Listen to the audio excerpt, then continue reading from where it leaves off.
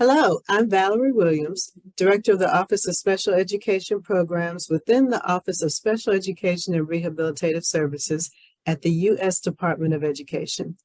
Thank you for joining the second annual Smart Beginnings Virtual Conference. Smart Beginnings is designed to share information with OSEP stakeholders, which includes parents, teachers, early childhood providers, and administrators, as we start a new year of learning and discovery for infants, toddlers, children, and youth with disabilities. The beginning of a new year of learning and discovery is a busy time of year for everyone. And I want to thank you for taking time out of your schedule to participate in Smart Beginnings. Day one of this three-day virtual conference focuses on teachers and administrators. However, I strongly encourage you to register for the other 2 days, as there is strong overlap in many topics that you'll find useful in your work. Today's conference highlights 3 presentations. The first is about transition strategies. The second is on cognitive load theory and designing instruction.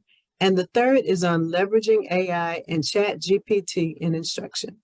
The presentations range in length from 15 to 20 minutes and are designed to provide targeted, action-oriented information that we think will be of value to you. Several presenters provided information at OSEP's Leadership and Project Directors Conference held last month, and we asked them to share their valuable information and tools with you today. After the last presentation today, you'll have a question and answer session in which you can engage directly with today's presenters. Thank you again for joining us, and I'll now turn it over to our first presenter on day one of Smart Beginnings, Michael Storr. Hello, my name is Michael Storr, and I work for the National Technical Assistance Center on Transition, the Collaborative. And today I'd like to share with you some practical strategies to heighten expectations, engagement, and empowerment for students with disabilities. Just a little bit of information about NTAC, the Collaborative. We are jointly funded through the U.S. Department of Education, the Office of Special Education Programs, OSEP, and the Rehabilitation Services Administration, RSA. We are designed to help states and local schools and agencies to better support students and youth in making successful transitions to adult life. We build on our past TA centers, so we are comprised of members that did work for the Workforce Innovation and Technical Assistance Center, WINTAC, which is funded by RSA, the YTAC, the Youth Transition Center, also funded through RSA, and then the National Technical Assistance Center on Transition that was funded through both OSEP and RSA. We are comprised of a number of universities from across the country. I work at the University of North Carolina in Charlotte, and the map is showing where the locations of all of our staff are. So even though we work at these various universities, you'll notice we represent states from throughout the country. So on this slide, this is providing a little bit more information about NTAC, the Collaborative, and our website, transitionta.org. On our website, you can find live and pre-recorded webinars, watch parties, and other informational resources, including toolkits, FAQs, online modules, and mini modules. We also encourage you to sign up for our weekly email news blast at transitionta.org. If you scroll down to the bottom of the page, you can do that. Our weekly email news blast provides information on transition activities throughout the state. Also, if you have any questions, you can contact us at NTAC, that's NTACCT-collab, COLAB, at uncc.edu. Today, I would like to leave you with the following takeaways. First, we're going to discuss the key commonalities and considerations regarding life's transitions. We're also going to highlight 2 points of those considerations, both collaboration and engaging that young person, that student and youth in the process. And then finally, I want to leave you with a few resources regarding K through 12 planning. So when we look at life transitions, it's important to note that they occur all throughout life, and they really are ongoing. Transition, however, like most changes in life, are most challenging periods, both for that young person as well as their families. And in particular, families that have a child with a disability. It's often a much more stressful time in both planning and in engaging in those transitional processes. It's important to note that A transition for youth and with and without disabilities can sometimes be blurred, and it's oftentimes those natural transitional stages sometimes become more difficult for the individual with a disability. So I mentioned it does cover all of life stages, and on this slide, what you're seeing are some of the more traditional approaches to transitional periods. So that birth to 3 and then into preschool, preschool into kindergarten, and then all the way through that young person in high school when we think about secondary transition, which is moving from high school to post-secondary education, and then looking at really after high school, the college in post-secondary education into adult living. And it's also important to note that even with these transitional periods, they're an ongoing process and there's often overlap within these stages.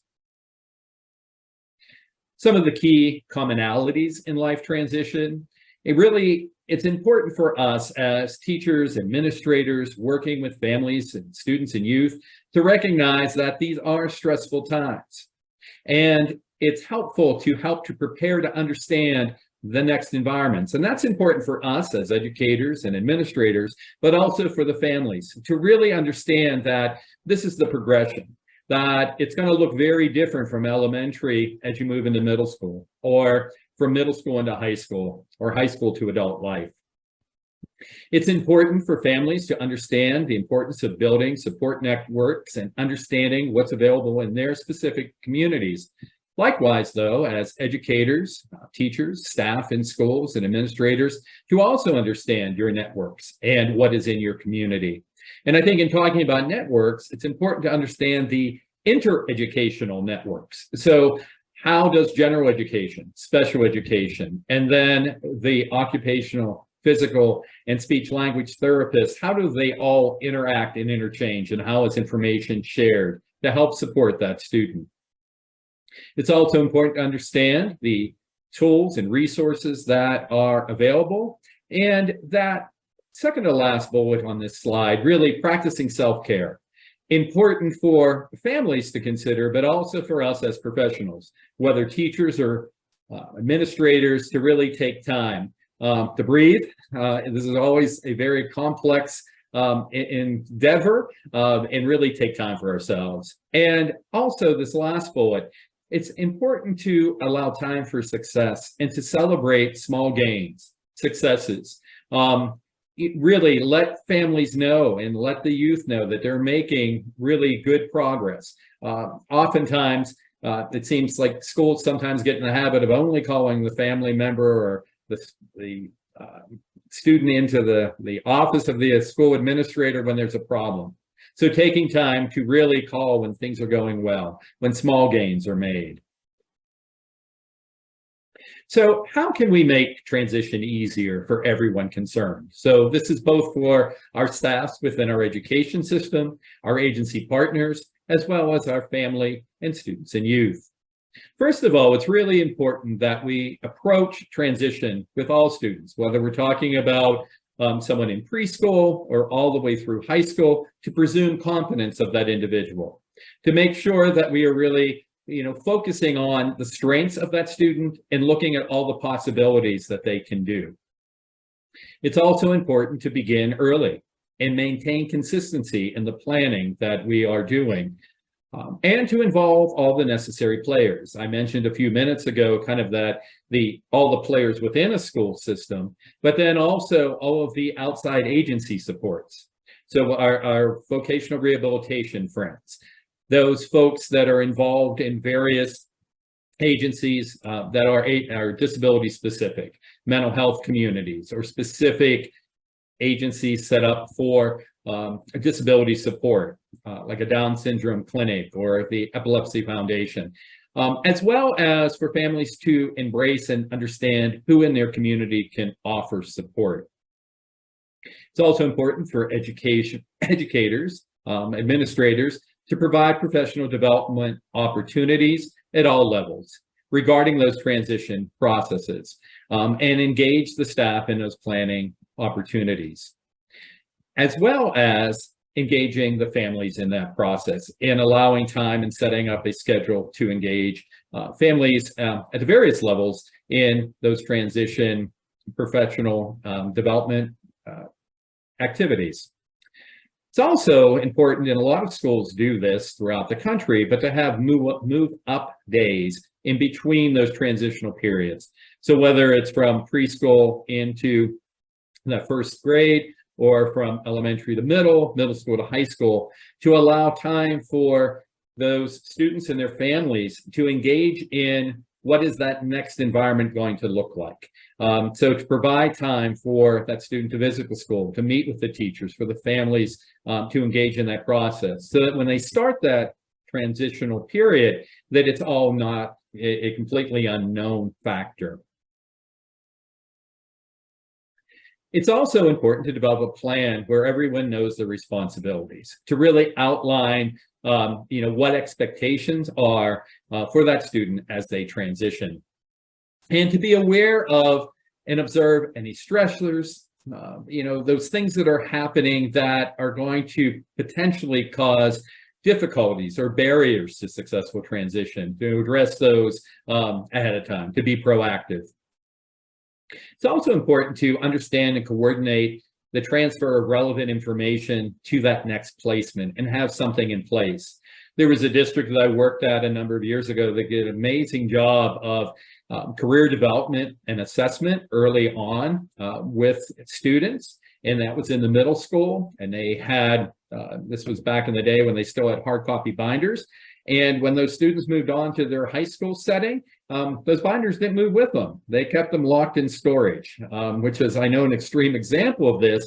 But how are we sharing information and coordinating what is happening within the school system as we move through the various grade levels? But also, how are we coordinating what's happening with our outside agency partners? Many of you, if you're in a high school setting, are probably working with your vocational rehabilitation counterparts, engaging with pre-employment transition services for those potentially eligible students and eligible students for VR services. How are you coordinating that the work is happening with the outside agency that VR is doing, whether they're doing it with an outside provider agency or they're doing it internally? How are those activities being shared back with the educational staff? And how is that information then incorporated into the IEPs for those students and other reporting documents? And then how is that being shared back with that young person and the family? So those are all important points to think about as we look at that coordination of information and data that we're gathering. It's also important to link families to other families who have already gone through this process, who are currently going through that process, as well as looking at how to engage the student and youth. Bringing in students that have, say, they're high school students talking to middle school students, or recently graduated students coming back and talking to high schoolers on, things that they did that helped make, their involvement in college or in the workplace more successful. It's also important to remember throughout all this process, these 3 C's. What are we doing regarding communicating with each other? So with our families, internally within the education system, with all of our partners, as well as with our outside agency partners, as well as looking at our methods and strategies for coordination and collaboration. Which leads us to collaboration. And it truly is essential in this process. So coming about this with a thoughtful and engaging collaboration strategy is critical. And it's key to ensuring a seamless transition. Seamless meaning that there really should not be tons of bumps in the road, that there should not be a ton of, unexpected occurrences as that young person moves through elementary to middle school to high school to adult life, and then going on to their adult life after they graduate from post-secondary training opportunities. It's important to engage each team member in a meaningful way. So whether this is at an IEP meeting for a student, or is it a local transition coordinating meeting, or a local task force or at the state level, a transition coordinating meeting, to really recognize, what insight and expertise each person that you've invited to participate can bring to the table, and to honor that. To really consider those individual needs, interests, and preferences of each student, and determine how to best support the students as they transition. Working together, it's so important to plan for those services to lead to those successful transitions, whether they're transitions from elementary again to middle school to high school, or looking at that, the big transition that we usually think about, that secondary transition to going on for further training, employment, and living successfully in their communities. So I mentioned before, looking at presumed competence and really engaging that young person in the process is critical to all stages of transition. So it's important to hold high expectations. It's important that we're providing opportunities for students to engage. It's also important that we allow opportunities for students to fail and to learn from those mistakes that they made, so that they can be more successful when challenges occur to them in the future. It's important that we look at ways to provide choices and ways for students to express themselves and communicate, looking at their needed accommodations and assistive technology. It's also, in a good and effective program, encourage decision-making and allowing that young person, that student, to express their interests and preferences and participate in planning. Really encouraging the development of student-led IEPs, student-led organizations, really having that student actively involved.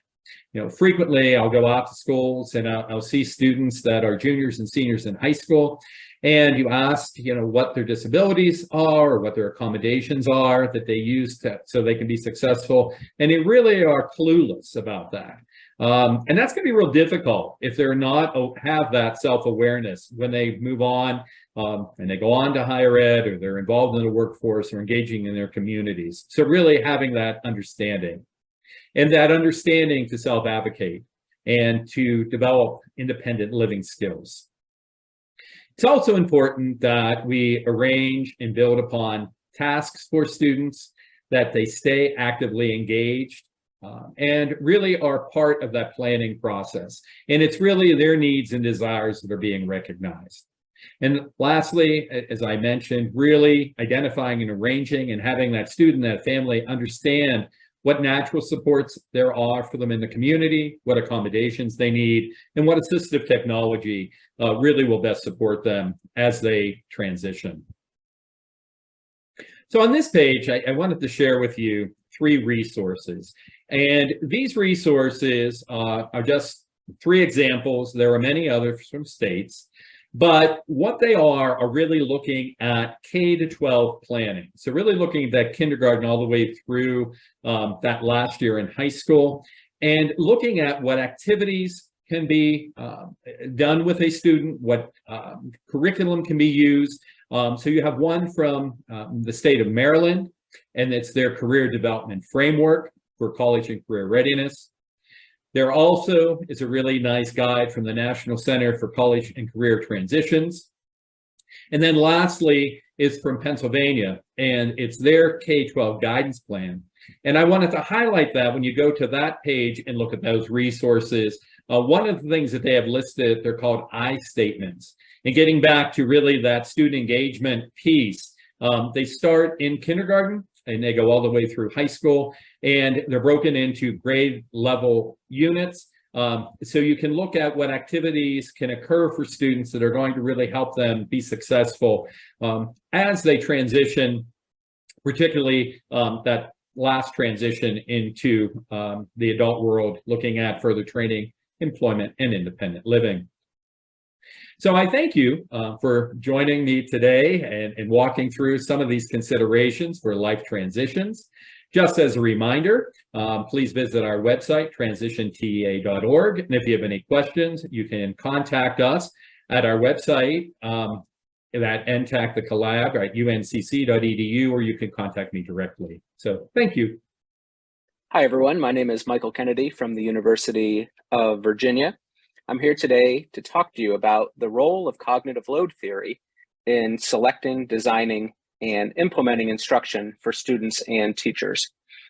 This is a topic that I presented on at the 2023 OSEP Leadership Conference, and I'm very excited to share this information with you in the virtual space as well. My email and Twitter handles are here.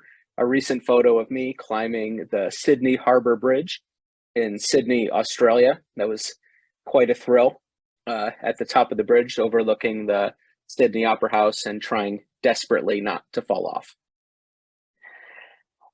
Our question today is what happens when the brain is overloaded in any given moment, which is something that happens to us all the time. And if you'll indulge a metaphor that I have to go with this presentation. So we all have a bank card or credit card in our wallet, right?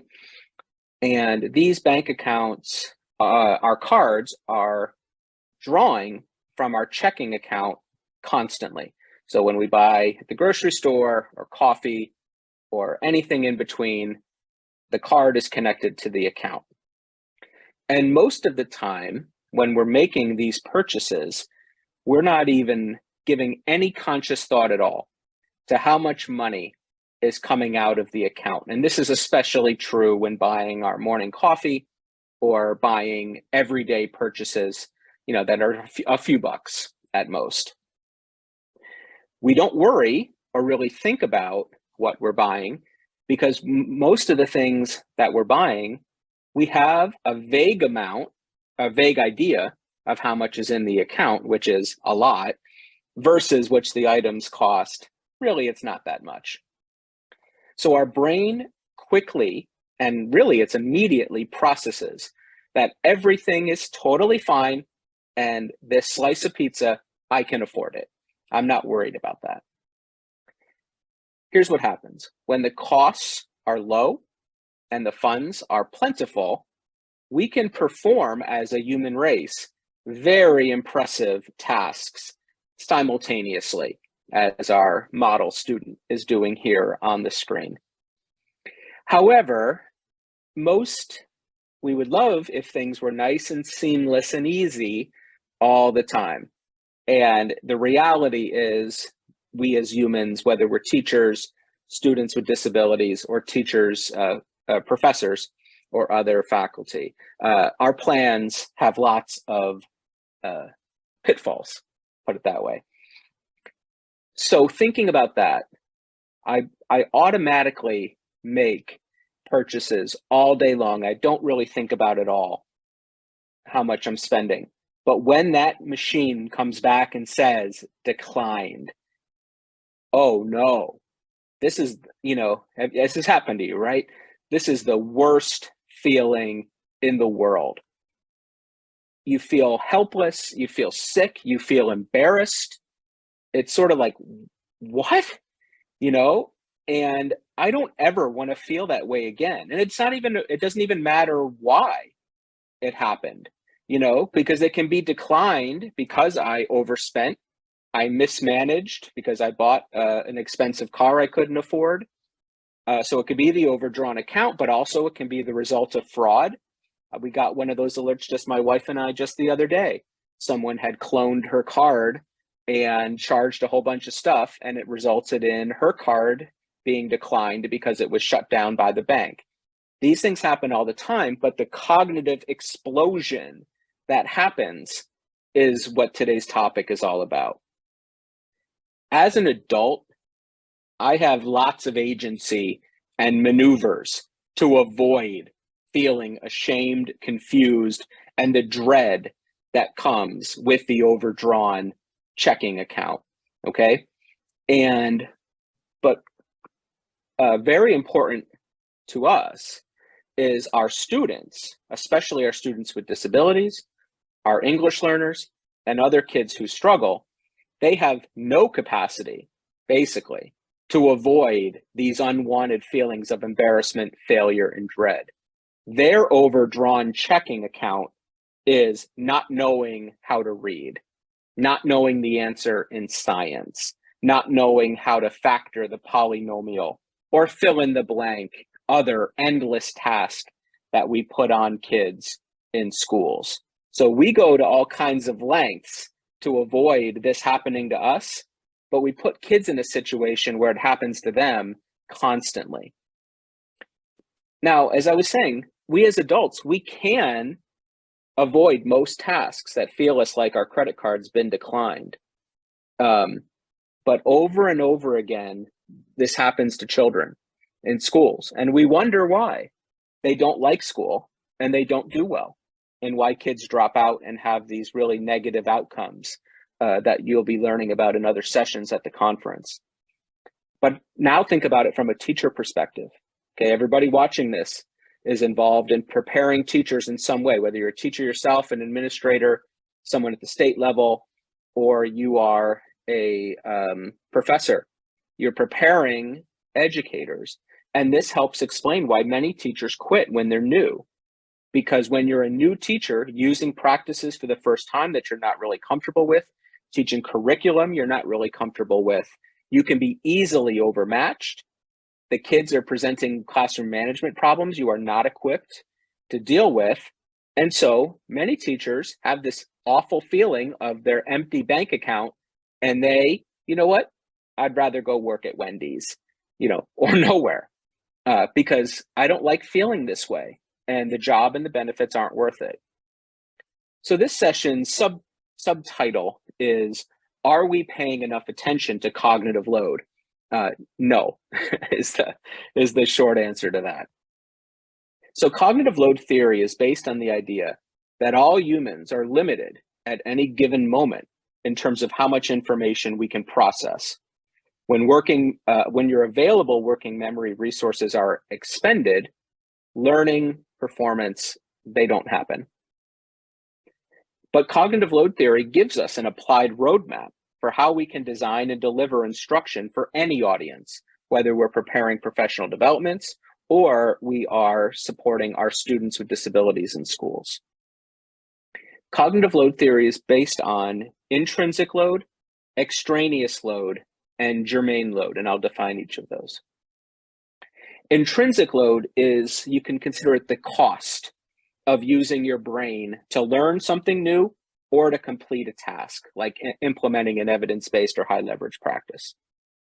Different items, different tasks, cost different amounts. Some things are cheap, like pizza. Other things break the bank, and you couldn't buy it if you wanted to, like this beautiful cherry red M8 that I've got my eye on, except even if I tried to buy it, the bank would say, I don't think so. I can't even get in the conversation. But it varies from person to person. You watching this, you might think pizza is expensive because of your job and bank. You might, because of your job and your bank, you might think an M8, yeah, I can afford that. So it just depends from person to person. And this is especially true for kid to kid. So think about something that has low intrinsic load for most learners. Shapes, colors, understanding gravity. There's not a whole lot of complexity and cost associated with intrinsic load for these topics. But for many, and for teachers, if I've got a well-planned lesson that I've taught before, I've got a curriculum I'm comfortable with, I've got cooperative students, my intrinsic load is going to be really low. But on the flip side, if I'm using a brand new practice, I've got classroom management issues, I'm teaching curriculum I'm not comfortable with, here comes the principal for a surprise observation, my phone rings in my pocket, my kid is sick at his school, my intrinsic load is going to go through the roof. Many of our students with disabilities have some level of dysfunction in terms of their cognitive functionality. Therefore, their cost of learning is higher for everything. Their intrinsic load is higher just to walk through the door in the morning. But this happens to teachers too, okay? And this is why once you get up beyond that 3rd or 5th year of teaching, you really settle into a nice routine, and those teachers are much more likely to stay because their intrinsic load for using and teaching practices using the curriculum, they've got it because they've done it multiple times. But even if the content that's being taught doesn't charge much intrinsic load by itself, if you're teaching a lot of things bundled together really quickly, overload can still occur. And we do this to kids all the time because we have to, especially you secondary level teachers who have just a huge amount of vocabulary, concepts, and other content to jam into your courses. And we throw it all at kids because we really don't have any other choice. Well, guess what happens? That intrinsic load is additive and leads to cognitive breakdowns. If you have prior knowledge, that's great. That's going to help keep intrinsic load low. Those of you watching this, if you've taken Ed Psych 101 and you already know about cognitive load, your intrinsic load right now during this presentation should be low. But for our kids with disabilities, they often don't have prior knowledge, especially about difficult concepts. So everything has like the full tax on their cognition. Same thing with motivation. If you're watching this, you're an adult, expert, motivated learner trying to make improvements. Your motivation is keeping your intrinsic load low. The average 15-year-old with learning disabilities, not so much. Here's a good example of what I mean by different things costing different amounts. So, if I go to Walmart and buy peanut butter or Target or a regular grocery store, it all costs about the same, right? Target is a little cheaper for peanut butter than the grocery store, about $1 more. But look at the boutique store. That's where it costs like, wait a minute, it costs double? What's that all about? This is what happens to different kids in your classrooms. So your kids who are without disabilities, stable homes, yeah, it doesn't cost much for them in terms of intrinsic load to learn just about anything. But your kids with disabilities, they're always shopping at the boutique store. Everything costs more for them. And I have to account for that in my lesson planning and my lesson delivery. And this is true too for training teachers. Your veteran teachers in PD, they can go to Walmart. It doesn't cost them as much because they already know a lot of these things.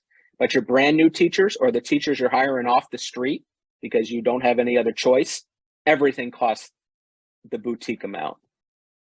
All right, so that's intrinsic load. The next type is extraneous load. This is inflicted by how content is taught or distractors in the environment. And this slide is an example of that. Okay, so a slide like this, which I know you've seen before and hopefully never use, but a lot of people do. There's so much information here that you have to either stop listening to the speaker and try to read what's on the slide, or avert your eyes and look at the speaker. But you can't do both at the same time. Okay, and what if I decide, I want to make it cutesy with some colors and a pattern background? I'm intentionally blowing your cognitive capacity by putting up content that is distracting you from what I'm talking about. The result of this is I'm adding to what was already some intrinsic load for this presentation. Now with the extraneous load, I'm pushing you over the edge. And if I teach like this to kids, you know what's going to happen. And teaching like this to adults is really not a good idea anyway. What's paradoxical is teachers like teaching this way because this is the easiest for me because I can just read it and everything I need to say, it's right there on the screen. Okay, so it's really a paradox. But when I'm a teacher, there's distractions everywhere. Classroom management, the principal comes in, my phone rings, my kid is sick. There's all kinds of issues with this. So a recipe for high intrinsic load and high extraneous load was when a new teacher using evidence-based practices for the first time with curriculum I don't know.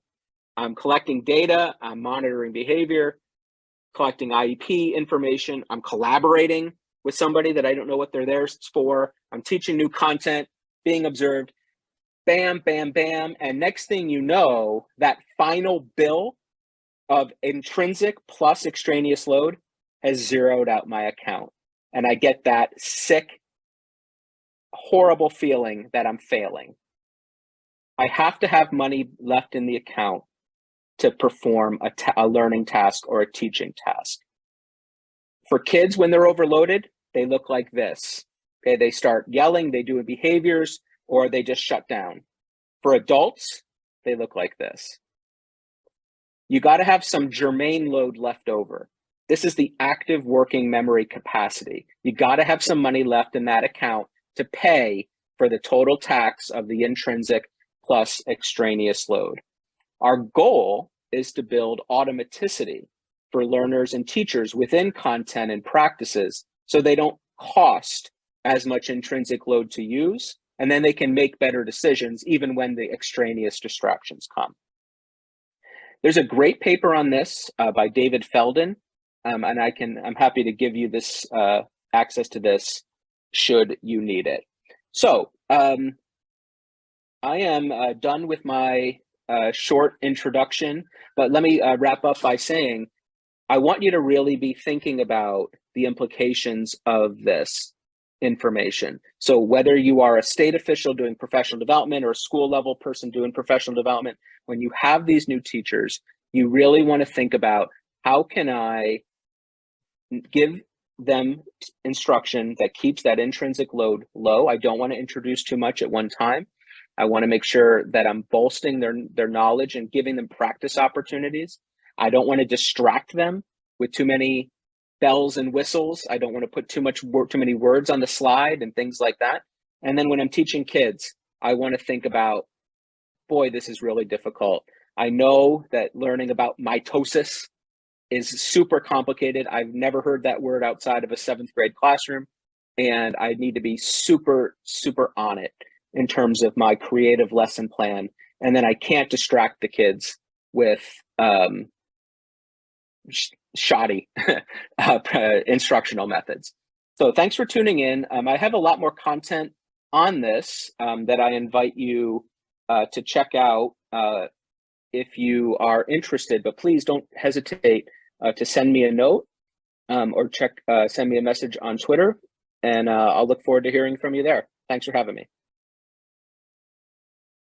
Hey everyone, my name is Joe Lavelle of Family Network and Disabilities. So today I'm going to be talking about leveraging AI and ChatGPT, advancing our work through technology. So let's go ahead and get started. So new technology is all around us. It is starting at all different types of ways throughout our experience, throughout our work. And as Bill Gates puts it, this new technology can help people everywhere improve their lives. He also writes, at the same time, the world needs to establish rules along the road so that any downside of artificial intelligence are able to be far outweighed by the benefits. So what is AI, ChatGPT? Those are the things I'm going to focus on in this conversation. Now, AI, artificial intelligence, is simply a set of tools that is expanding rapidly to be able to improve and streamline our workflow. And that's it. ChatGPT is essentially a super powered chatbot that's going to allow you to have interactive and back and forth dialogue, help you create content, and then help you be able to streamline your thoughts and identify ways in which we can help students and ways we can communicate better with families. So ChatGPT and Google Bard, there's two different types of AI chatbots that are predominantly on the market right now. That's ChatGPT, which is run by a company called OpenAI, and Google Bard, which is run by Google. Now, both have a lot of benefits.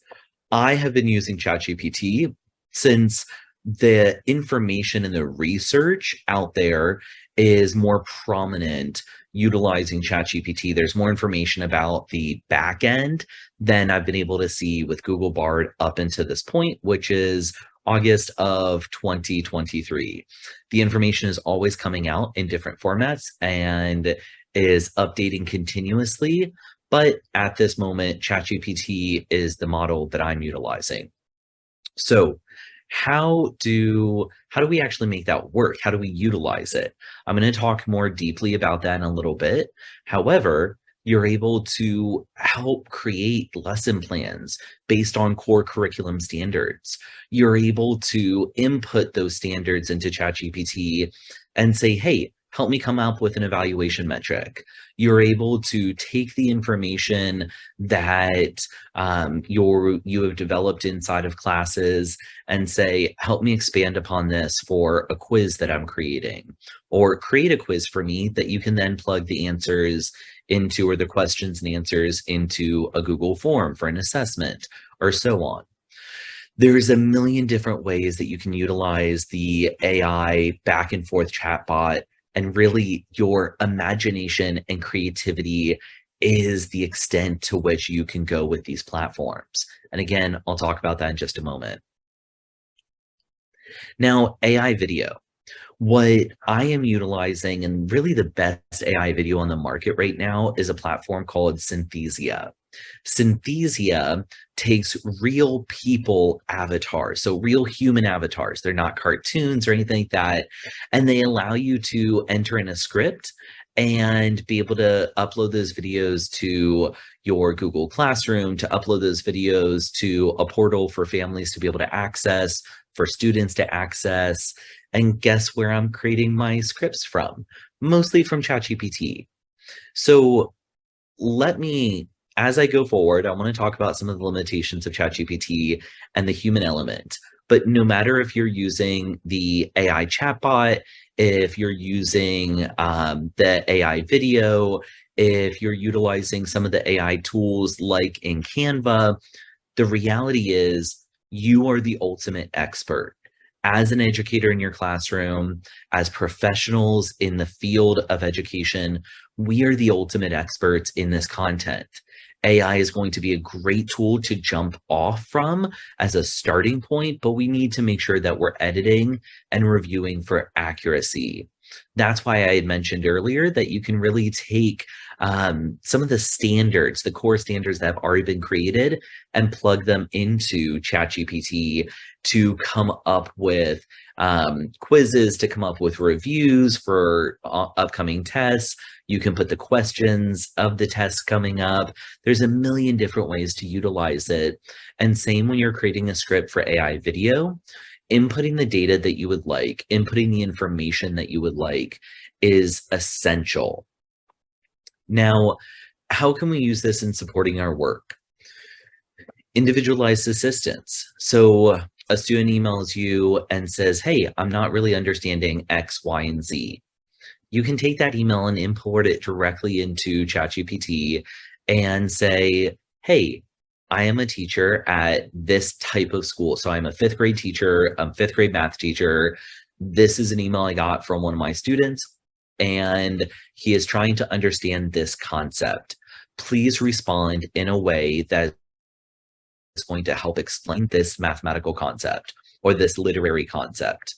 Now, is that all of it? No. The prompt is king. The prompt is everything. So what you put into the AI fields for it to generate is essential and critical. Now, you want to have a prompt that is specific. You want to tell Bard or GPT, you want to tell them what they are.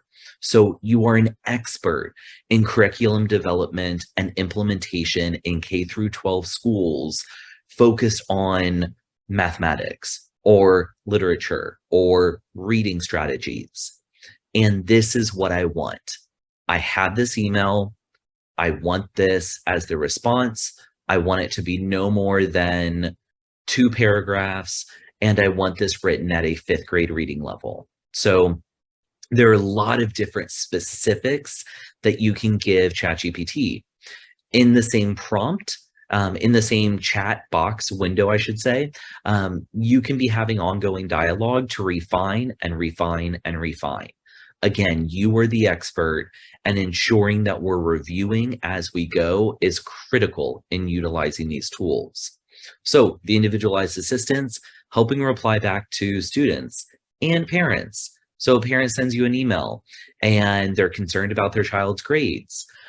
You can put together a couple kind of bullet points of ways in which the student can engage with you or raise their grade up, or what they can do to the levels and types of support that you can offer. And then say, create this email targeted at a family I'm sending this to. Wonderful. It's going to do it instantly. Resource presentation development, as you're developing out presentations, so curriculum, presentations you're giving in class, ChatGPT is able to help develop those slides as well. We utilize a template where we go through and we have a number of different prompts that say, you are an expert in special education and content development, create a presentation around this topic that is 15 slides long, that has the title, under the title has bullet points of the key objectives, and then has evaluation metrics for each of the slides. And then we'll say, after that is generated, come up with speaker notes for each of them. So absolutely amazing, and it'll do it instantly.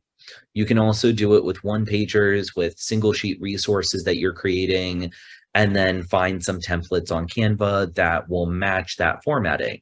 So you can find a template that's got 4 or 5 different bullet points that you can then say, I want this to have an opening statement about something to do with a literary concept, and I want to have an opening statement. I want to have 4 bullet points because we know that's going to match our design style that we've already selected. And then I want to have a closing statement. So absolutely amazing. The AI video resources, we've already talked about this, with being able to come up with scripts with real human designed avatars. You can also get your own avatar that looks and sounds like you, and I'll show you that in just a moment. But you can utilize this to come up with a whole bunch of pre-designed lesson plans, pre-designed videos that are uploaded in your portal to provide additional support to students and additional support to families to understand kind of the best ways to work with your classroom, to work with your school district, so that they can see and hear real people having conversations with you. One of the really great things about this Synthesia AI platform is they have over 150 different types of avatars that represent wide-ranging members of our community, so that we understand through research representation matters. Hearing someone that sounds like you, that looks like you, that represents your community is essential when we're talking about better outcomes and academic achievements for students. So I'm going to just take one quick second and show you an example of that. Hello everyone, my name is Joe LaBelle, and I'm the Director of Programs at the Family Network on Disabilities, or FND for short. Before we dive into the exciting and informative content we've prepared for you, here's a quick disclaimer. I'm actually an artificial intelligence, AI, designed and programmed to assist with sharing valuable knowledge and... Hello everyone, we aim to educate parents, families, professionals, and community members about the various aspects of disability awareness, inclusive. So this is just an example of my avatar. That is my voice, my image, and I created the entire script on ChatGPT. So I'm going to keep going. Now, practical considerations when using it. Knowing your limitations is essential. Again, this is not something where you can simply copy and paste straight from ChatGPT and say that it's done. When we're developing out content curriculum, when we're developing emails to send out, we need to understand what our limits are. And our limits are that this AI right now, again, August 23, does have limitations. So when you ask for a document to have sources, the sources may not be accurate. And we're seeing that in the news right now. The content is still solid content, but the sourcing of the information, the links it gives you, the articles it's going to reference, all of those things are not necessarily going to be accurate. Now, we also want to understand, again, that we're taking the time to sit down to review the information. We are the experts in this field, and that's going to reflect in our work. Now, most importantly, keep in mind that this is a tool that assists in developing materials, strategies, resources, but it does not replace the human element. And it does not replace how you do what you do in your classroom, how you do what you do in your districts at the state level. It is critical that we are understanding that this is not replacing staff. We are streamlining their work so they may help families and students more effectively. And if this is the message that I can give to all of you out there, don't fear AI. There's a lot of fear right now about what it can do. Oh, there's lots of different things that the media is saying. Don't fear AI right now. The key is this is a tool that can help us streamline our work. It can help us provide more effective and in some cases efficient ways to support students, support families through their academic journey in whatever school district that you're a part of. Make sure that we're checking our work.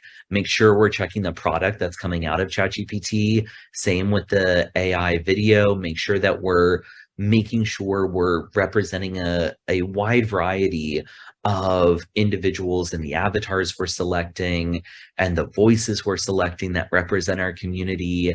And then finally, make sure that there are rules in place at your school, your district, whatever that looks like. How are you going to use this tool to ensure that we are minimizing bias, to ensure that we are using this tool with the utmost efficacy in the work that we're providing?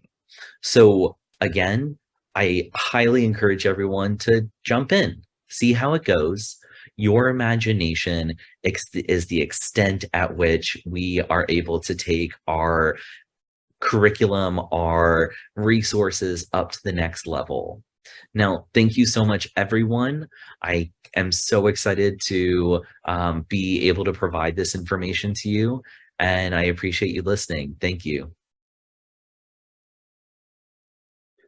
Hello, I'm Tim Lewis. I'm a professor of special education at the University of Missouri and also one of 4 co-directors of the National Center on Positive Behavioral Interventions and Supports. And I've been asked to do kind of a brief intro to one of the biggest challenges, I think, facing educators, both general as well as special educators. And that's the unfortunate, sometimes over-reliance on exclusionary discipline practices. By that, I mean suspensions, expulsions, suspensions, whether they're in school, out of school, but in essence, removing young people from instructional environments for a significant amount of time. Everybody is probably very familiar with the outcomes, the unfortunate adverse impacts removing young people from learning environments have. So I want to talk a little bit about not necessarily go into great detail on practices, but really kind of the framework that we at the National Center have been putting in place for the past 25 plus years, helping schools, helping families work with their schools to reduce sending kids out of those environments. I always like to start with the end. So instead of waiting and showing you, well, what can happen if we put systems in place? Here's what can happen. This is an elementary school we worked with a number of years ago. And that first red bar you see where they're combined hours of suspension in the prior school year. So once again, this is an elementary school. Keep that in mind. They suspended students 4,290 hours. That's almost 3 school years combined. And everybody who's attending this event knows the children and youth we suspend need to be in those classrooms more than anybody else. So what did they do? Well, they put some systems in place. They put good practices in place. And the principal shared this data, said, well, here's where we should have been or would have been had we done nothing different mid-year. So this is just August through December. So initial 4,290 hours, predicted 2145. This is where they actually were. Yes, they're still unfortunately suspending young people, but by simply putting in good practices, good systems, they gained in 4 school months, 1,671 instructional hours. So this is the impact that we're after. This is the importance of building good systems as well as implementing best practices. So what are those best practices? Well, this list should look very, very familiar to pretty much anybody who's attending this event. Nothing new or novel, nothing jumping out. We've known that these practices help kids remain engaged, help kids be socially, emotionally, and behaviorally successful, as well as academically successful in school. Things like explicitly teaching those expectations and those critical social skills that are necessary to navigate across that day. Self-management, self-monitoring techniques. Peer tutoring has a lot of good evidence to not only show academic gains, but also social, emotional, behavioral gains as well. Providing kids positive, specific feedback, letting them know that they are doing, quote unquote, the appropriate, not always focusing on reducing and removing challenging behavior. Those high leverage classroom practices, things like increasing opportunities to respond, having clear procedures, rules, and routines, all focusing on promoting pro-social skills, not just simply trying to remove challenging or problem behavior. And then people often ask me, Tim, you've been in this game for a long time. What's the most effective behavior management strategy out there? And I always point out the most effective behavior management strategy is good academic instruction, and academic instruction in the broadest sense. So we need that differentiated, explicit academic instruction. When kids are engaged, when kids are successful, you see fewer and fewer challenging behaviors that oftentimes lead to those exclusionary practices. So our work at the National Center has really focused on helping schools, helping districts, helping states build in this problem-solving logic. So PBIS is not a package, it's not a program, it's not a curriculum. I don't have the big book of answers. I don't have do these 4 practices and all your challenges will go away.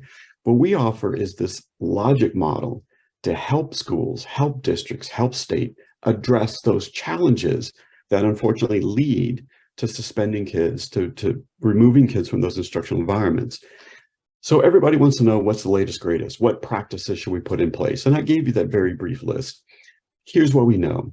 Simply implementing practices without going through this sort of problem-solving exercise will lead to minimal or few important outcomes, especially for those kids who are frequent recipients, unfortunately, of exclusionary discipline practices. So before I can recommend a practice to your school, to your district, to your state, I need to carefully look at your data. I want to make sure that the practices that we recommend or advocate are matched to the challenges that you're experiencing. In addition, before we ever put a practice in place, how are we going to progress monitor? In other words, how are we going to use data to make sure all students are being successful, and those who are not, what can we do different? How can we differentiate once again in that environment to help those young people be successful? So data guide and drive what practices we select. Data also help us progress monitor whether or not we're reaching all students. And by all students, I truly mean all students. The third component of our PBIS MTSS framework are systems. And those are about supporting the adults in that school, in that district, across your state, to implement those evidence-based practices. One of the things we know, those of us in higher education, poorly prepare, particularly our general ed colleagues and a lot of the school administrators, in dealing with and managing inappropriate, positive, proactive ways, challenging or problem behavior. Data, practice, systems, that's what I mean by a problem-solving framework. That's what we sort of recommend any school, district, or state engage in to address this ongoing challenge of removing, especially some of our most vulnerable students from those learning environments. And you see right in the middle there, equity has to be carefully considered through all of these decisions. We know in this country, and pretty much universally across the world, we have disproportionality. We know that we disproportionately suspend children and youth with disabilities. We know we disproportionately suspend children and youth from different diverse backgrounds, especially our African-American communities. We know that we have inequitable outcomes within our educational environments. So another careful component, another critical piece is making sure we disaggregate our data to look at, are we reaching and supporting all groups of students, especially those really vulnerable, high-risk groups of students? The other figure that you're probably very familiar with that clearly sort of lays out the logic that we put forward. We know without good universal supports, we are not going to be successful with kids who are those frequent recipients of those exclusionary discipline practices. People always want to jump right into how do we support those students? How do we support those young people with really challenging, significant behavior? We point out, look, the degree to which you can be successful with some of those really challenging students is the degree to which you've got good, solid foundations in place. So we always start with universals, all staff, all studying, all students. We know without those universal, proactive, evidence-based practices, we're going to have limited success. We know that not all kids are going to respond to universals. So we put in those tier 2 are targeted. And then we know a small percentage of students within our schools or districts are not going to respond to those sort of tier 2 targeted and will require those highly individualized intensive supports. I love the figure up on the left there that shows the layered effect. Universals permeate all of these. We do a lot of parallel play in education where we send students to special education or students, some groups of students work with the counselor. We need to connect every support we put in that environment to increase the likelihood young people are successful. So at that school level, at the district level, at the state level, these are some of what we call our non-negotiables. We know that these are essential features if you're going to have an impact and reduce those exclusionary discipline practices. First, we work with teams. On that team, you must have an administrator. At the school level, I want a principal or an assistant principal. At the district level, I want your superintendent. I want key curriculum. I want student service director on that team. I know kids with significant challenging behavior are beyond the capacity of any one person. I know if we're going to be successful, we need all of the voices represented from our school or district at that table, helping make those decisions. I talked about the importance of using data to guide and drive decision-making, not only to identify what practices we put in place, but to carefully progress monitor. Yes, we see mental health concerns on the rise across the United States as well as worldwide. We still need to come back to that core essential feature of what we know really, really well as educators, and that's how to teach. So yes, even students with complex challenges, we're still going to take an instructional focus. We're going to teach and practice social, emotional, behavioral skills, just like we teach and practice reading, math, history, and all the other subjects we put in place in school. We need to acknowledge student mastery of social skills, meaning we make these assumptions that kids know. We make the assumptions they should already know. We make the assumptions they've learned at home. We make a lot of assumptions. We don't make those assumptions with academic subjects. We teach, we give them practice opportunities, and we give them lots of feedback, letting them know, yes, you got that math problem correct. Yes, you organized your essay such that you have a topic sentence, supporting sentences, you've got a main theme, and all of your paragraphs support it. We give lots of feedback on mastery of a lot of skills. We're oftentimes hesitant to give feedback on social, emotional, behavioral skills. We know they are just as critical, just as essential for student success, as well as post-secondary success. We always look at readiness. We don't just simply put that entire continuum in place. We start with foundations. We build a solid, universal system. We make sure all of our staff, and all being all, once again, not just typical specialists who deal with challenging behavior, like our special educators, our school psychologists, our social workers, counselors, but everybody in that school or district feels comfortable and confident in implementing these evidence-based practices. We make sure we purposely and strategically look at classroom supports. The degree to which we're going to be successful is the degree to which we support those classroom teachers. And we absolutely make those connections to our family and community. We look at partnerships in and around how we can implement our PBIS MTSS system within that school or district, increasing success. So what do we know from 25 plus years now of supporting schools, districts, and states across the US and beyond? We know that we can reduce exclusionary discipline. We've got thousands of examples similar to that school that I started with, showing that we can build environments to help young people successful, keep them in those environments, reduce the likelihood we have to remove them. We get improved student outcomes, academic, social emotional competence, reduce bullying, decrease reports of substance abuse. And staff also report they feel more successful, more connected to those environments. Just very, very quickly, pbis.org, lots of great resources. I just offered 3 as kind of some FYI.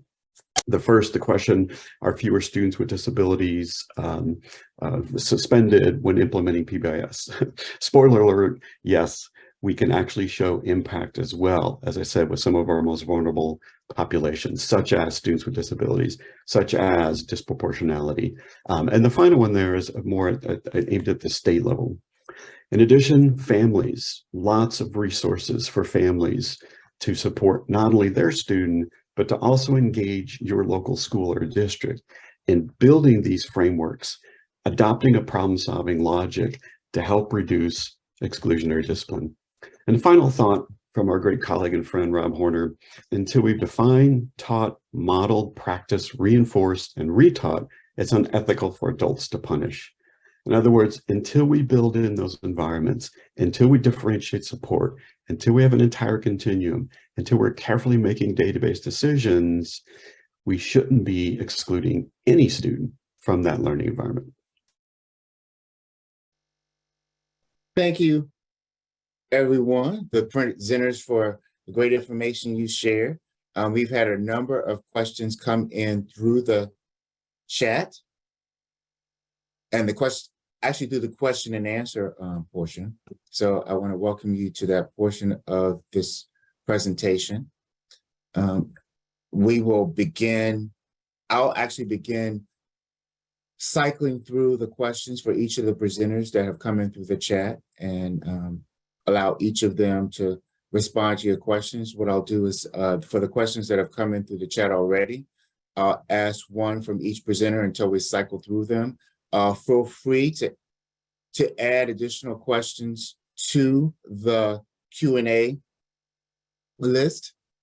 I will begin with the first question that has come in. This is for Michael Storr, and it's related to life transitions. The question, as a parent and professional, I see this from both angles. There are great steps that should be done, but I feel sometimes it doesn't happen because it isn't mandatory or law. What are your thoughts about this? Great question. And I think we are moving, maybe not to make it law, but make it effective and best practices. Really looking at starting transition early, which is part of what I was talking about. And it is one of the things that OSEP is really backing. And Director Williams had talked about the expect, engage, empower. That 3E initiative is really looking at the importance of starting early.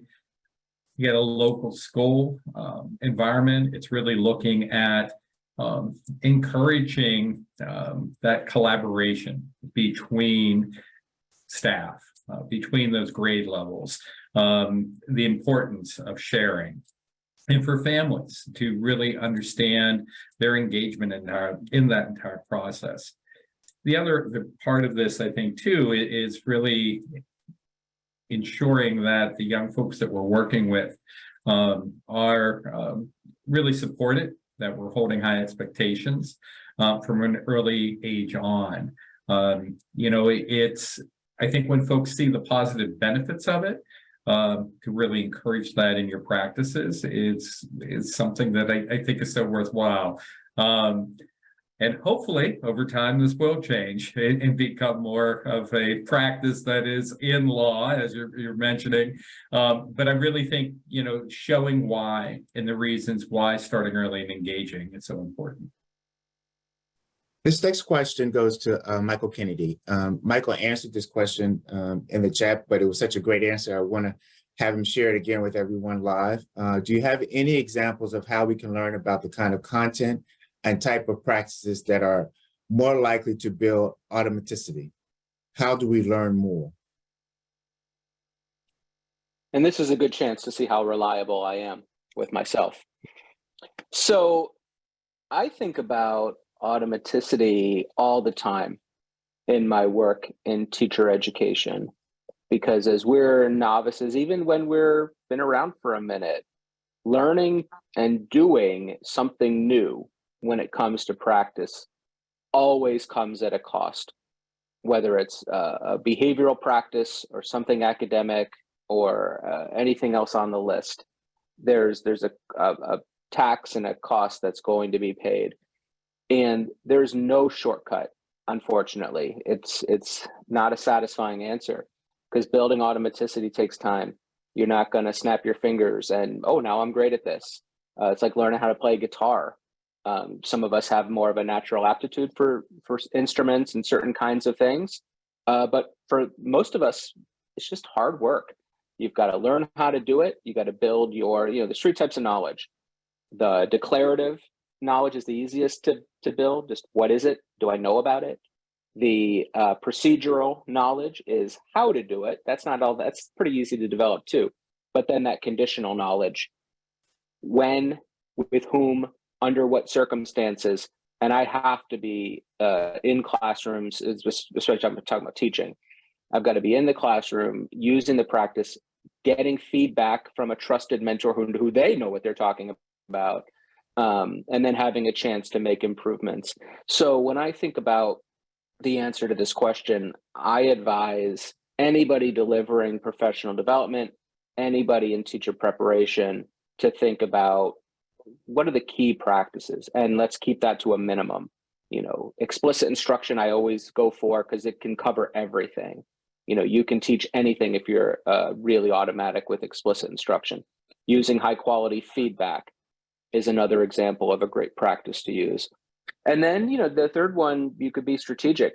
Flexible groupings make sense. High leverage practice number 7 around creating a respectful, organized learning environment, I think is always worth an investment of time in getting automatic with classroom management practices that Dr. Lewis and his colleagues have taught to us.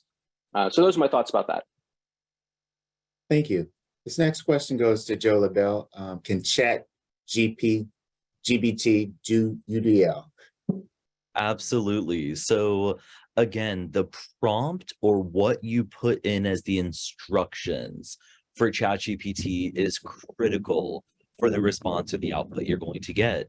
So if I was to be creating a document on what is UDL, I might tell it that it's a content creation expert focusing on working with families who are seeking information around special education to better assist their child outside of school.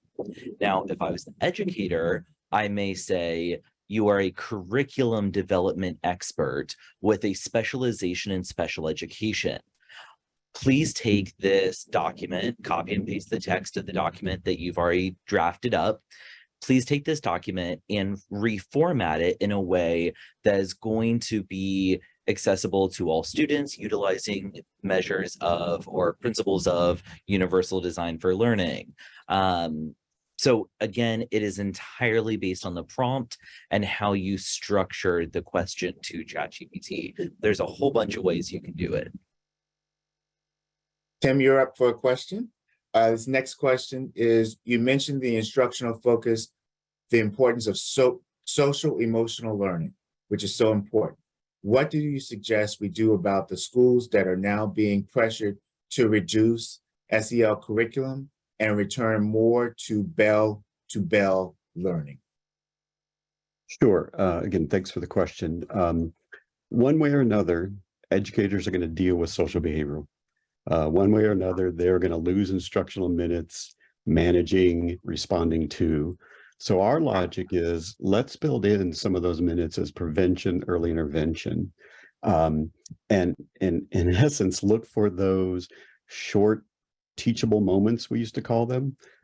So, when I ask a teacher, it's like, so kids come in, the bell rings, they are in their seat, their pencils are out, and they go. And then the bell rings and they go, oh no, we want to stay extra for calculus. It doesn't happen. Every teacher tells me it takes me 5 minutes to get them settled down. And then towards the end, we lose some instruction as kids get off task. Well, let's use those minutes to reinforce some of those core, key, critical, social, emotional, behavioral skills. And kind of jumping ahead to the next question, which I think is related. Yes, those big constructs about being respectful, being responsible, don't preclude, and we absolutely encourage educators to take those deeper.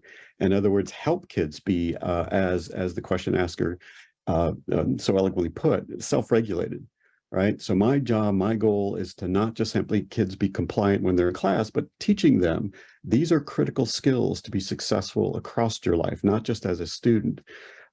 So I get the pressures. I get the political pressures about even using the term SEL. You probably noticed I was very careful on behavioral skills. I'm fully aware of those pressures. End of the day, if we don't spend time, energy, and committed to teaching young people how to navigate school, how to navigate post-school, how to get along with each other, how to resolve those conflicts, how to manage my anger, how to accept criticism, they're not going to do real well. I'll refrain from a political sort of commentary on that. They're not going to do real well by and large, most of them. So yes, I get those pressures.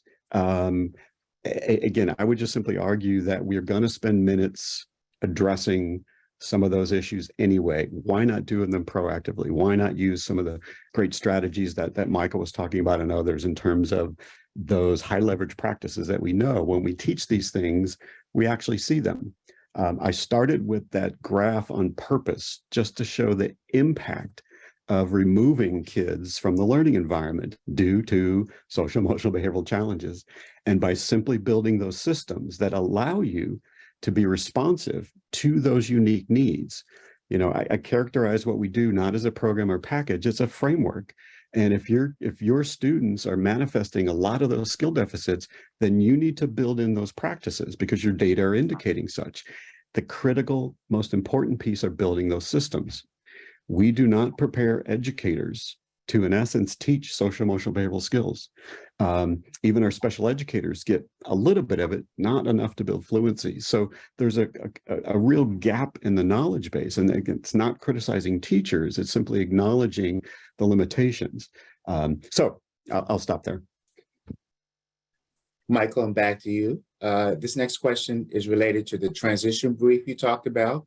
Do you provide information or resources for students who have disabilities and are also military connected? So the resources that I shared, they're in PowerPoint slides that you can find, really are something that can be used across the board, both for military students who are involved in military placements with their families, in states and territories. But there are specific resources that you can find. If you go to Military OneSource, that website, that is specific for looking at secondary transition practices and really connecting to families that are in the military. But again, the resources that are listed there look at how best prepare students to look at preparing for life after high school that have disabilities. So what to look at to go on for further training, to look at how to best engage in employment opportunities and engage in their communities. So I think they're somewhat universal, but again, I'm going to reference you back to some of the resources that are online through Military OneSource. And if you just look at planning for secondary transition, there's information that will come up on that site. Thank you.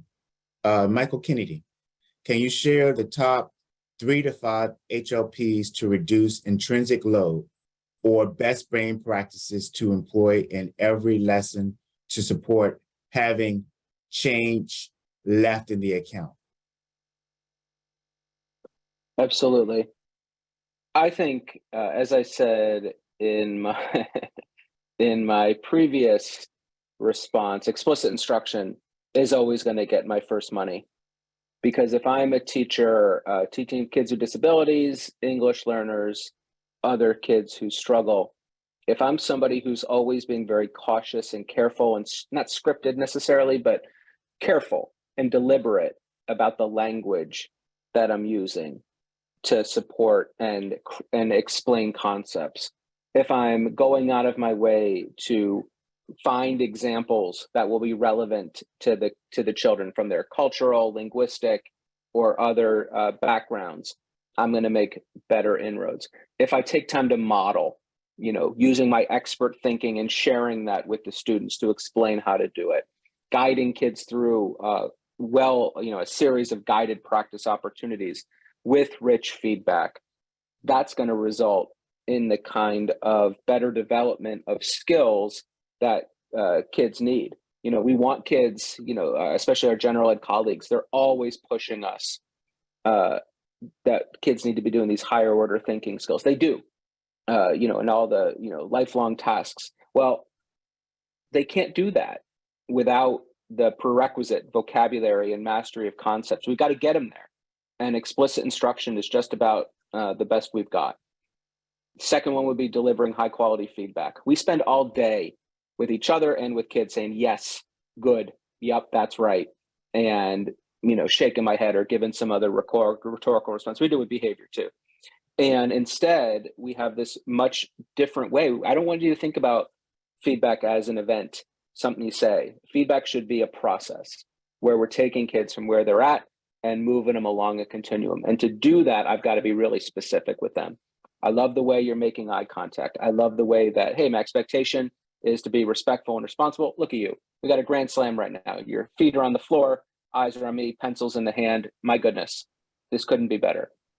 Boy, I really like the way you're using your academic vocabulary. The way you said photosynthesis and you're applying that to understanding how the trees are making the food. Genius work right here. I love the way you're talking about it. Not only does it help move the kid along the continuum of where they're at to where they're going, but it's also building relationships. It's also just my best currency for forging something positive with kids around that. And then the third one I'd pick, there's so many good choices. Let me say using flexible groupings. So as we think about kids with disabilities, English learners, we spend all day in tier 1, right? But we got to think about the tier 2 and tier 3 kinds of settings where more intensive kinds of instruction needs to occur for these kids, which means I'm using data to understand where these kids need to be taught, what kinds of practices are really working well for them. And then finally thinking about, okay, what instructional practices or behavioral ones for that matter make sense for these kids. So there's my 2 cents on, if I've got a teacher who can do those 3 things, I'll go to war with them. Joe, this next question is for you. Do you think that technology is a crutch or a tool for new educators? We often criticize students, but it appears that we are doing what we are asking students not to do. So as a learner who went through 3rd grade through 12th grade with an IEP, as someone who utilized the Americans with Disabilities Act in both my undergrad and graduate school, I had to, as a student, utilize my assistive technology in every single step of the way. Technology is a part of every facet of our lives. And I think that saying it's a crutch or it's a assistive tool for new educators, it needs to be integrated into the classroom. We need to be promoting the utilization of technology, the integration of these skills, the exposure to students through modeling from their teachers, so that they're able to be competitive in the workforce. I can tell you, in one of the deferment programs I was working at not too long ago, about 1.5 years ago, I went in there. I was working with all the students. They had completed their high school graduation credits. They had deferred their diploma, and we were working on a PowerPoint presentation called All About Me, learning about your disability, learning how to self-advocate. And when we started on the project, we learned there wasn't a single student in there that knew how to create a PowerPoint presentation, that knew how to use Word. There were students with intellectual disabilities, and the educators in the classroom had said, no, we don't need to use very much technology. We're going to have more conversation-based discussion. But now those students were lacking critical skills because they weren't able to see modeling behavior of appropriate uses of technology. They were lacking those skills that would bring them into the workforce. So we addressed that. We talked about that. But I think this new style of technology, whether it's AI or it's integrating a smart board into your classroom or casting off of your tablet into the projector. Those are all incredibly positive things that, like we talked about UDL just a couple moments ago, those are going to open up universal design learning for students who may not be able to learn in the same traditional paths as others. So that's just my thoughts. Thank you for that. Tim, I'm wondering how educational neuroscience, the polyvagal theory, connects with the current practices of PBIS.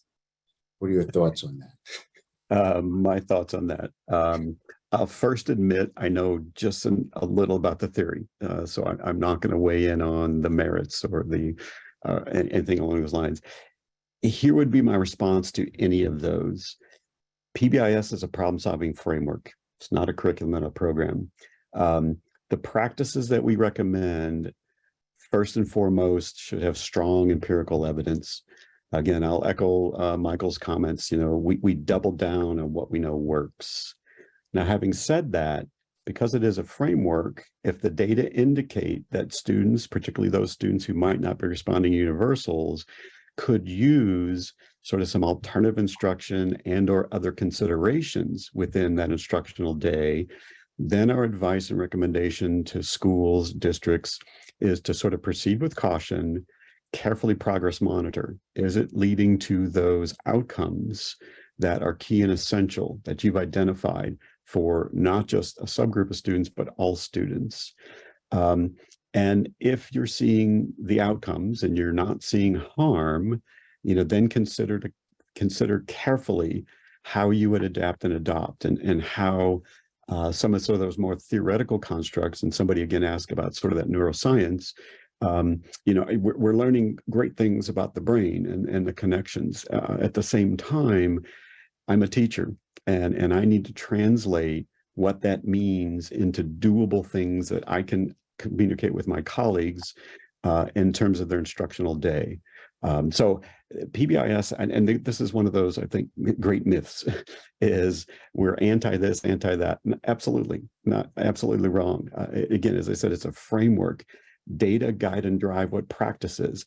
We always recommend start with empirically validated practices, those with good evidence to say, if you put this in place with fidelity, you will see those outcomes. So it's not against or anti anything. It's more if there's limited empirical evidence, or again, if we're working from sort of theoretical constructs that haven't been validated, particularly within P12 school systems, proceed with caution is how I'd respond to that. Okay, I'll encourage everyone to keep placing questions in the question and answer section. Any questions that we don't get through in this live session, we'll send out the responses to these questions and resources for those questions at the conclusion of the 3-day event. So feel free to keep adding questions in, and we'll have those responses sent out to all the attendees. This next question goes to Michael Kennedy. I appreciate how you are presenting information on cognitive load. I did a teacher training this morning, and I used the language of processing speed, which is variable and impacted by stress and pressure. You mentioned the value of automaticity. However, my understanding is that we cannot increase processing speed. We, as the adults, need to adjust. What are your thoughts? Sure. So a couple thoughts about this. I think the cognitive load people would say everybody sort of got their bank, if you will, of what's available to draw upon at any given time. That certainly makes sense to me. But I think we can increase speed of how we do things. So while the overall capacity is probably what it is, how quickly we can achieve using practices, especially as teachers, within what's possible, that can get faster. And that is what I've been talking about in terms of, so if I'm using a key practice like modeling, and I'm doing it every day, I've gotten some feedback on it, I've made improvements, I'm teaching content that I'm really comfortable with, I'm meshing the practice with the content that I'm comfortable with. I've got a classroom that's well organized, thanks to a PBIS type framework. So the kids know what's expected of them. They know what I'm going to do for the most part.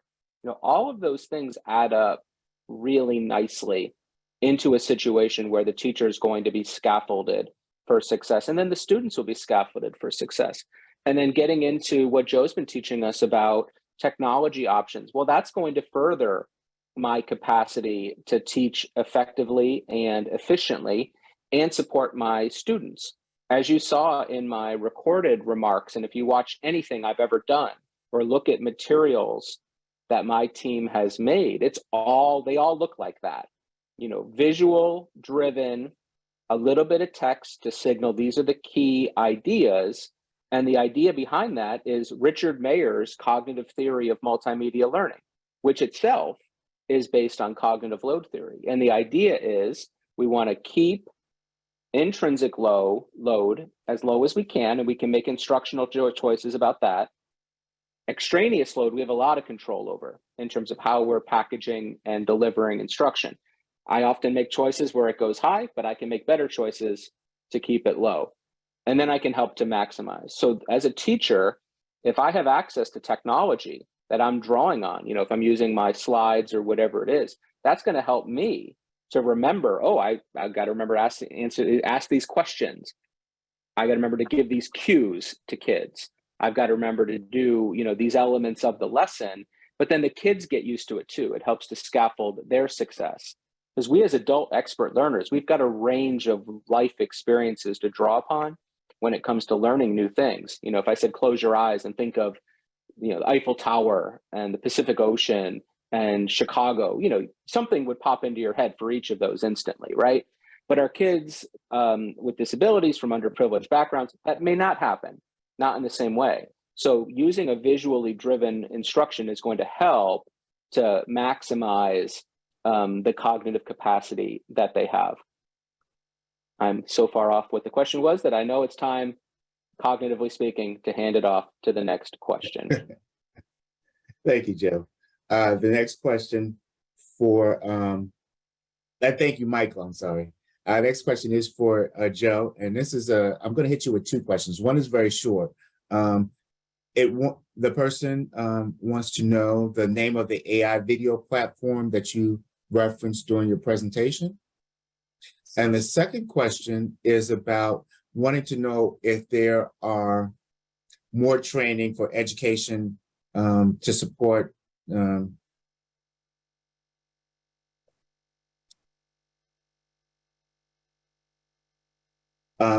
amnesia. Wanting to know if there's more training in education to support conditions like amnesia that a student may have.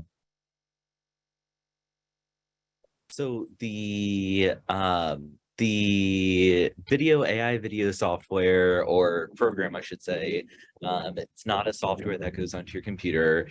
It's called Synthesia. So we just put it in the chat box. Great. You can also go to FND, Family Network on Disabilities, fndusa.org/OSEP23. And there's all of these links to ChatGPT, Google Bard, Synthesia, my presentation, my video, all of these resources. So you'll be able to click into all of the links straight from there as well. So more training for educators. I'm not really sure about that for that specific area. Okay. There is one question I would love to answer that talks about ChatGPT is effective tool, but could be dangerous for our students. Are there any recommendations on how we can use it progressively with students with disabilities? And here's what I would say. The reality is students are going to be introduced to all of these tools, whether it's social media, it's the internet, it's AI, it's any of these tools. They're going to be introduced to it in lots of different ways. So why not model appropriate behavior? Why not provide clear expectations?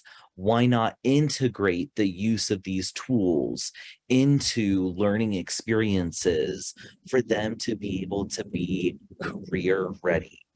All of our careers are going to have AI as part of the functions in a very short span of time.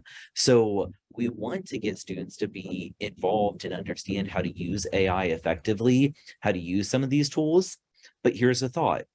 Maybe as part of the assignment, we are having the students type out, handwrite out, whichever modality is best, their notes, weigh the notes heavier in the grading process, have the scaffolding process or the skeleton of how the assignment, how the article, the paper, the writing assignment is developed, have that weighed heavier on the critical thinking aspects. Put ChatGPT as part of that assignment, but then have a reflection that is weighed heavier than the portion that ChatGPT spits out. Have that reflection maybe be oral, maybe it's class participation. There are lots of different ways to identify and attribute critical thinking analysis to grading with these students, but also giving them the opportunity to learn, to experience these tools because they're going to be in their working environment. We also want to be sure that students are understanding when you go to a job and you create something out of ChatGPT, you can't just say you were the originator of that thought. When you go to college and you write a paper, you can't say you were the originator of this paper. And that now MLA just came out with ways on how to cite ChatGPT, cite AI. So making sure that we're teaching those new models of how we're citing these sources. So I appreciate the opportunity to touch on that. And this next question is a global question to everyone. This is wonderful.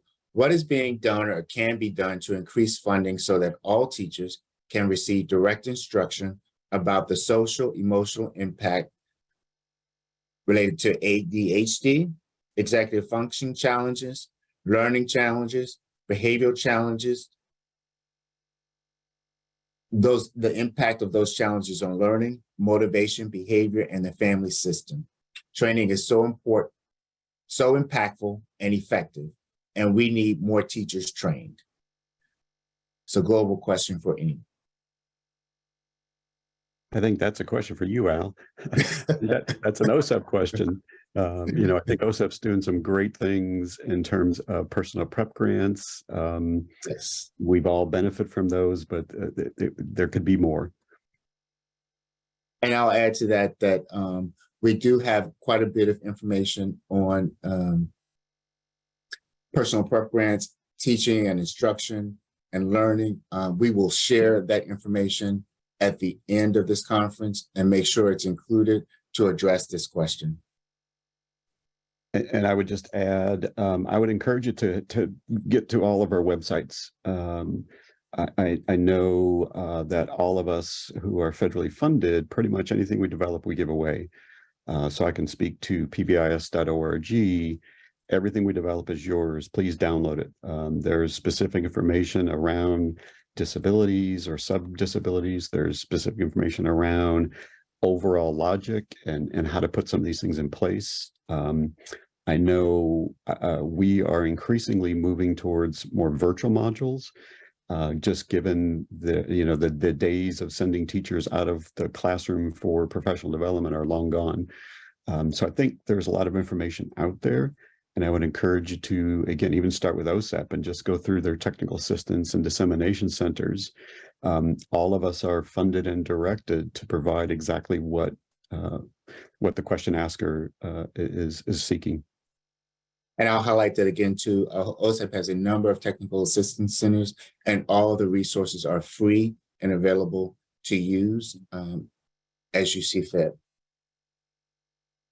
This next question, I think, is related to your content, Tim. It appears that chronic absenteeism specifically Because students refusing school has grown tremendously as a result of the pandemic, this problem is disproportionately impacting students with disabilities. From a behavior support perspective,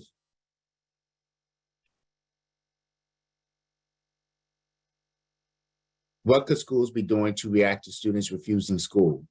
Starting from complaining about going to school every morning to full-blown refusal for weeks.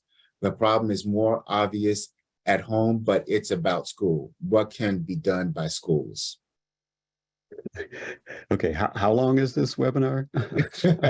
I think if we're going to about, Friday afternoon, I can probably give you an answer. But I would say in the Reader's Digest version, one of our sort of mantras within our work around PBIS is focusing on what do you want kids to do instead?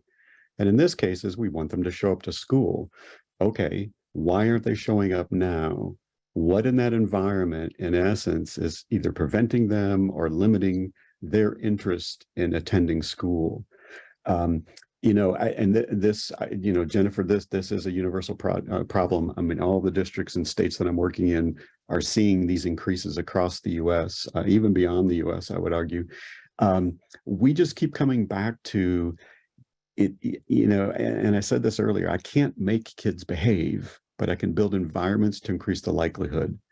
What we know is if you build an environment that's warm and inviting, if you build an environments where kids feel connected to adults, if you build environments where they feel safe, and if you build environments where they feel successful, you increase the likelihood they're going to show up. So all of the content that my colleagues are sharing today is about building those environments to increase the likelihood. Now, if they're real specific examples, that's going to require a little bit more complex solutions, starting with that good functional behavioral assessment, figuring out what's, in my language, maintaining that non-attendance behavior. But if we think about just from a universal prevention, early intervention viewpoint, it's about building those environments. And we've got evidence to show, particularly some of those high schools, secondary schools where you have very low attendance rates. When you build that environment, kids will show up. Until we do that, until we understand, and until we rethink how we do school, I would predict there's way too many distractions for me, starting with this little electronic device in my hand that I'm glued to 24/7, that are going to compete with school. So that's my very condensed answer. I think the more complex one would have to be sort of a kid by kid basis. But I would argue that if that school environment isn't set up to increase the likelihood, in other words, not set up for student success and connection, that's where we have to start. Until we do that, then those individual solutions are going to go. This next question is related to neuroscience. How is the neuroscience approach being introduced in schools? It's a broad question, but anyone want to tackle it? And I'll also say that for all of these questions, we'll, as we conclude this 3-day event, we'll send out resources related to all the questions that we have here. So feel free to ask the questions. And if we don't get to the question, we'll send out resources related to the information we're providing. I would say very briefly to this that we're probably not doing nearly enough. I don't know that we'd ever say that specific word in the presence of anybody other than kids in an AP psych class or headed to college. But in terms of thinking about how kids learn and what is best for their cognitive needs, my whole shtick, my whole argument in my presentation was we're not paying nearly enough attention to this. Cognitive, everything I said in my presentation, I think is well known to most people that have been in the field for a few minutes, yet it's something that's transparent and something we don't reference and think about consciously as we're designing and delivering instruction. And as a result of that, we talk.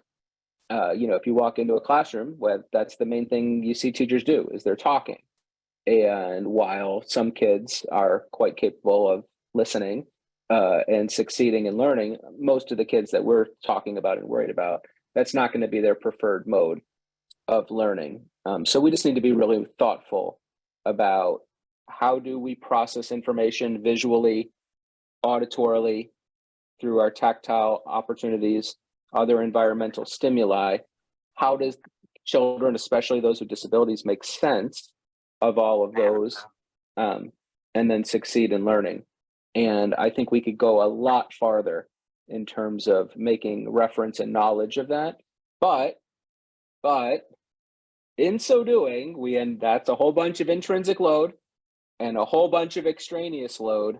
And I'm more worried that when we start getting into the niche topics, we're talking abstract things and not talking about specific practices, things that I say and do when the classroom door is closed. And that makes me a little nervous. That doesn't make me right, but it makes me nervous. The last question we have in the chat is any thoughts on legislative approaches? And I think that's particularly an OSEP question. And from the OSEP perspective, we usually like to gather input from all different sources. So parents, administrators, the field, professionals in the field. And these types of environments are how we collect that information. We take that information and think about it and propose legislative approaches. So that's not a direct answer, but it's an answer to say that we take your opinions we consider your opinions to be very important, and we collect them and analyze them. So it's not a one size fits all response. It is that we collect as much information as possible and apply that to the current legislation and look for methods to improve that legislation. So that doesn't really, it's not a direct answer, but that's a very hard question to answer in terms of mandating approaches to any of the information we've talked about today. I believe that there are no more questions. I am going to turn it over to David Cantrell to close us out. Thank you, Al. Good afternoon, everyone. I'm David Cantrell, the OSEP Deputy Director in the Office of Special Education Programs within the Office of Special Education and Rehabilitative Services here at the U.S. Department of Education. On behalf of OSEP and all of our presenters, thank you again for joining us today. If you have additional questions for our presenters or did not have an opportunity to ask a question today, please enter your questions into the chat. After this year's Smart Beginnings Conference, OSEP will continue to reach out via email to keep you updated on new resources and documents related to the topics that were shared during this virtual conference. Additionally, you may access a recorded version of this year's event and review presentations from last year's Smart Beginnings Conference on the OSEP Ideas That Work website. As we close today's virtual conference, I want to remind all participants that you can earn continuous education units for participation in this year's Smart Beginnings Conference. After the conclusion of the 3-day event this Thursday, an email will be sent with a link to all participants with instructions on how to apply for the CEUs. I want to thank you once again for your participation today, and we hope to see you tomorrow. Have a great evening.